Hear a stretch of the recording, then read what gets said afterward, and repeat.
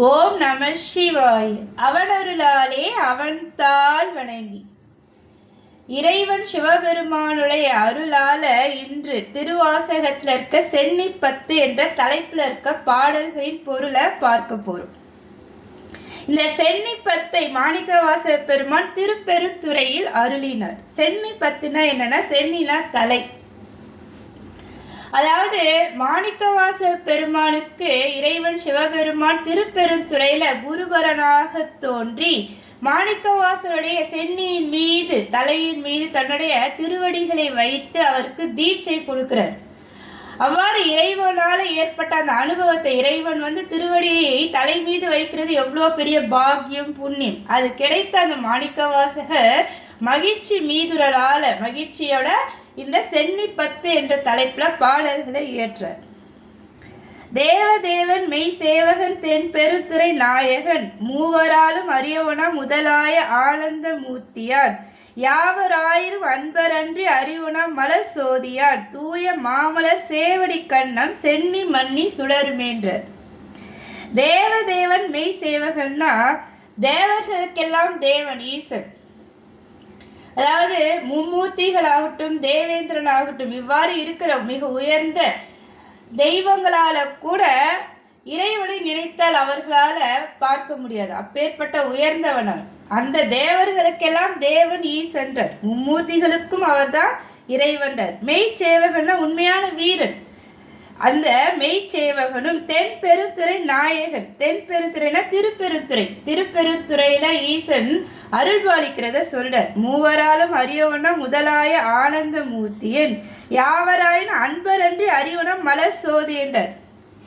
அதாவது தன்னுடைய மெய் அன்பர்களுக்கு தான் இறைவன் இறங்கி வருவார். எளியவனாக இருப்பார். அவர்களுடைய மனதிலே குடிகொண்டு இருப்பார். ஆனால் அன்பே இல்லாத அன்பற்றவர்களுக்கு இறைவன் வெகு தூரத்தில் தான் இருப்பார். அவர்களால் இறைவனை அடையவே முடியாது. அதை மாணிக்கவாசகர் சொல்ற, அன்பர் அன்றி அறிவனா மலர் சோதி ஜோதி வடிவத்தில் இருப்பவனும் தூய மாமலர் சேவடி கண்ணம் சென்னி மன்னி சுடருமேண்டர். அப்பேற்பட்ட அந்த ஒளி வடிவாக இருக்கிற அந்த ஈசன் தன்னுடைய செந்தாமரை மலர் போன்ற தன்னுடைய அழகான திருவடிகளை என்னுடைய தலை மீது வைத்து எனக்கு ஆனந்தத்தை அருளினான்றார். சென்னி மன்னி சுடருமேன்றார். அதாவது இறைவன் ஈசனுடைய தன்மை இங்க மாணிக்கவாசகர் இந்த பாடல சொல்றார். என்னன்னா, மூவருக்கும் அறிய ஒண்ணாது மும்மூர்த்திகளால கூட அறிய முடியாத அந்த ஈசன் அன்பர்களுக்கு தன்னுடைய மெய்யடியாருக்கு எளியவனாக இருக்கார். அதை மாணிக்கவாசகர் சொல்ல, மூவராலும் அறியவனா முதலாய ஆனந்த மூர்த்தி என்றார்.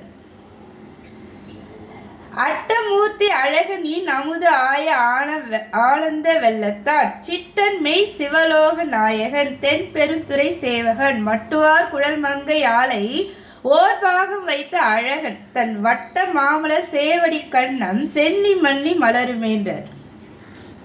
அட்டமூர்த்தியாக இருக்கிறவன் அவன் தாண்டார். அட்டமூர்த்தியன் அழகன். இறைவன் ஈசன் நல்ல செக்க சிவந்த திருமேனி பேர் அழகன். அதுதான் மாணிக்கவாசகர் சொல்ல, அட்டமூர்த்தியன் அழகன் இன் அமுதாய ஆனந்த வெள்ளத்தாண்டர். தன்னுடைய மெய் அடியார்களுக்கு அவன் அமுதத்தை போல இருக்கான். அதையும் சொல்றார். இன் அமுதாய ஆனந்த வெள்ளத்தான் சிட்டன் மெய் சிவலோக நாயகன். சிவலோகத்துல அவன் தான் நாயகன்.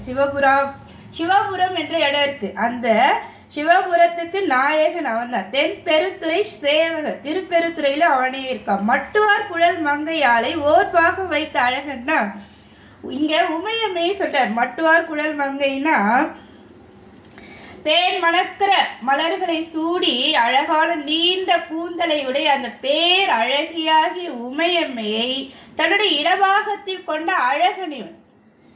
அப்பேற்பட்ட அந்த அழகனை தன் வட்ட மாமலர் சேவடி கண்ணம் சென்னி மன்னி மலருமே. அப்பேற்பட்ட அந்த அழகனுடைய செந்தாமரை மலர் போன்ற அந்த திருவடிகளை என்னுடைய தலை மீது வைத்து எனக்கு ஆனந்தத்தை நல்கினாண்ட சென்னி மன்னி மலருமேன்ற. மீண்டும் தொடரும். திருச்சிற்றம்பலம்.